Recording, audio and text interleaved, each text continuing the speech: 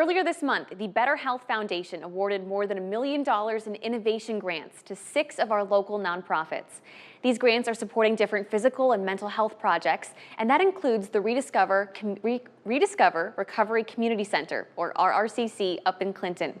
They've been awarded nearly $140,000 for a peer-based recovery coaching program in the Clinton County Jail. And joining us now to talk about all of this is Dominic Capella, Executive Director of RRCC.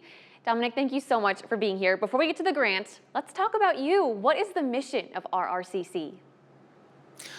Well, congratulations on your engagement first. Thank you. Uh, and thank you for giving me the opportunity to be here to talk about recovery. So, self-disclosure, I'm a person in long-term recovery, and what that means to me is I haven't used methamphetamine in over 13 years. I'm also a person in recovery from the criminal justice system, and after spending 7 years, 2 months, and 14 days in prison, I am almost 6 years removed from that system.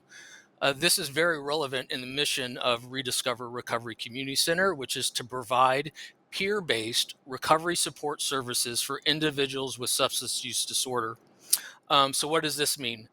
Peer-based means that I am a person in recovery, supporting and walking alongside a person who is in recovery or is seeking recovery.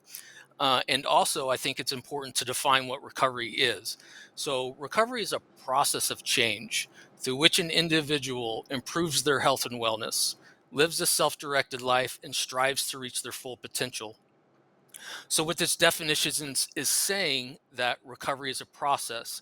It's a lifelong process. It's not something that we graduate from. It's also about improving our physical health and our mental health.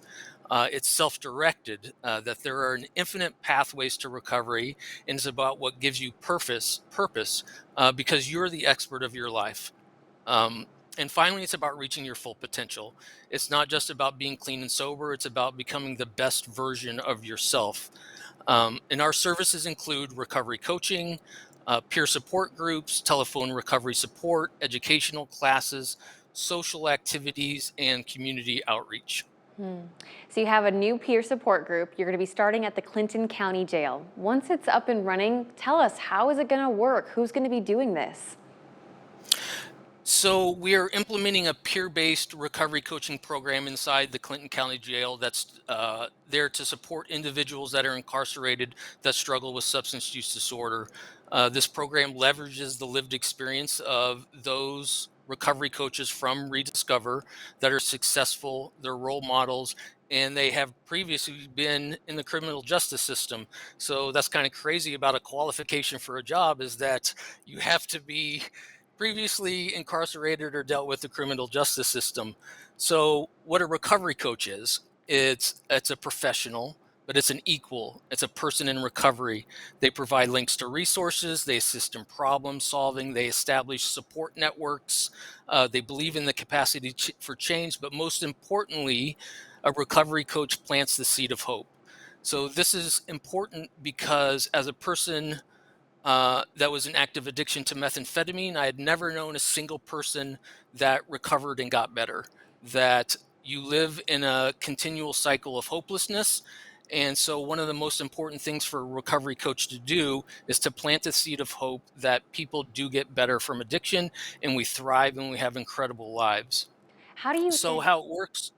Oh, I was going to ask you, Okay. how does a program like this impact recidivism rates? So our goal is to hopefully lower incarceration rates. And we're going to do this by we're creating a direct pathway from incarceration to recovery by implementing an 11-week program that we designed especially for our incarcerated individuals. It focuses on understanding addiction, trauma and recovery, self-reflection, life assessment and goal setting, making amends, managing triggers and coping strategies, and then by developing daily maintenance plans. And so we will meet with incarcerated individuals at the jail 1 or 2 times per week, depending on their case and their release dates. We go over lesson plans, we have activities, we do self-reflection journal entries, and homework for the next week. And then the greatest thing about this is that once you're released, we will actually come and pick you up and bring you to our recovery center. So the first person you see upon release is a person that you've been working with while you're incarcerated. So this is a problem that when you're released from jail, that you have a decision that you go back to the life you lived or you try to do something different. So we help break that cycle of you're going to go back to the wrong thing, that we can pick you up and bring you to the recovery center and let you be a part of our recovery community. And that just sounds like something that trickles down and benefits the whole community. And now you have $140,000 to help bring this to life. I'm so thrilled for you, Dominic.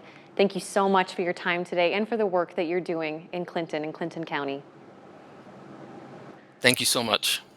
For you guys at home, we've compiled information about all 6 local nonprofits who receive money through this Better Health Foundation grant. You can find it all at WQAD.com underneath the As Seen on TV tab.